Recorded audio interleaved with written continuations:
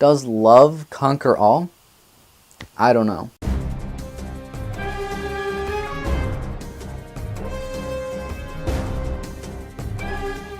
Hey, I'm Mr. Wright, and welcome to Wright at the Movies.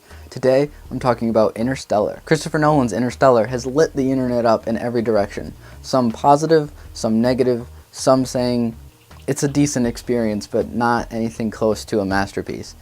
The internet is just split right down the middle with what everyone thinks about this, and I thought I would share my ideas. This is a big movie, and opinions are going to be mixed. Some people are going to think it's pretentious. Some people are going to think it's not pretentious enough. Some people are going to think it's confusing and they don't understand all of this hype. This is a big shout out to nerds in the movie theater that love scientific accuracy in their movies, because this movie, from what I know, which is next to nothing of space travel, but from what I know, this is a much closer than current movies like Gravity. For me, scientific accuracy doesn't really matter. If you have interesting plot and you have interesting characters and you keep me entertained and you keep me happy or sad, if you affect me with your storytelling and your characters, I could care less about the scientific accuracy. I really don't care.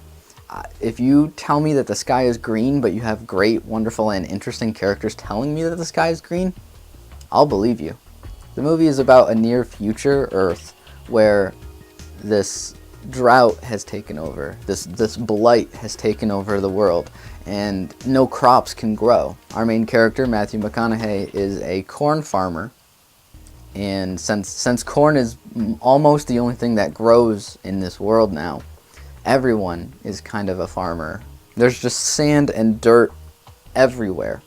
Dust, sand, when they are sitting at the table, they have to flip their plates over so that no sand and dirt gets on them. They have to adjust their whole lives around this blight. Earth is dying. They can't stay there anymore. Something needs to be done. There's so many farmers, and they want to dedicate the whole society to farming so much. Teachers are starting to teach kids that the Apollo space missions were just a lie to discourage scientific endeavors. They want more people to be farmers and less people to be dreaming scientists. Matthew McConaughey plays Matthew McConaughey. He used to be a spaceship pilot, but he's now retired and he's now just a corn farmer.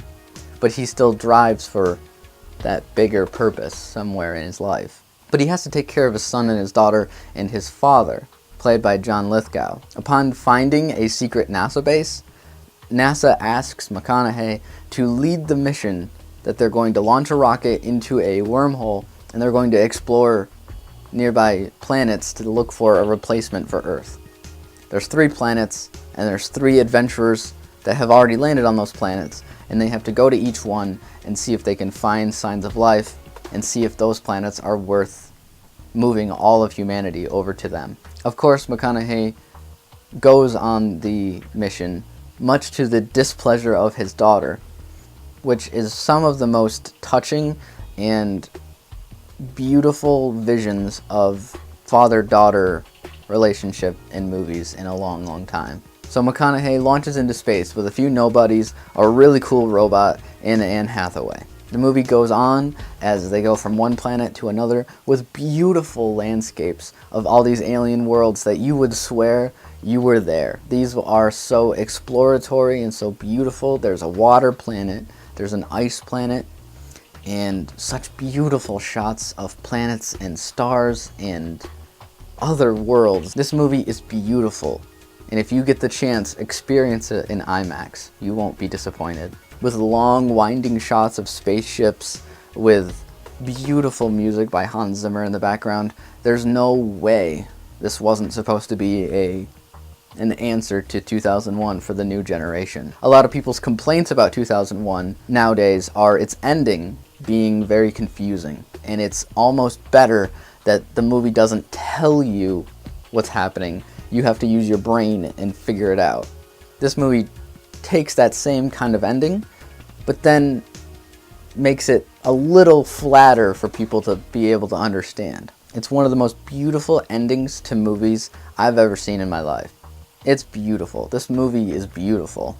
Matthew McConaughey gives a great performance, and Chris Nolan's directing is just as great as you remember. This guy knows how to make a movie no matter what the subject material is. He will just knock it out of the park every time. While his Batman movies were great, I think Batman is going in the right direction with Ben Affleck, and I think that Chris Nolan is going in the right direction, going back to his roots with making much more cerebral, beautiful movies without worrying about sequels and franchises. I'm gonna have to give Interstellar 2 thumbs up. I loved it and I highly recommend it. If you liked the video, please remember to like, comment, and subscribe. I'll see you guys next time. Thank you. Because our destiny lies above us.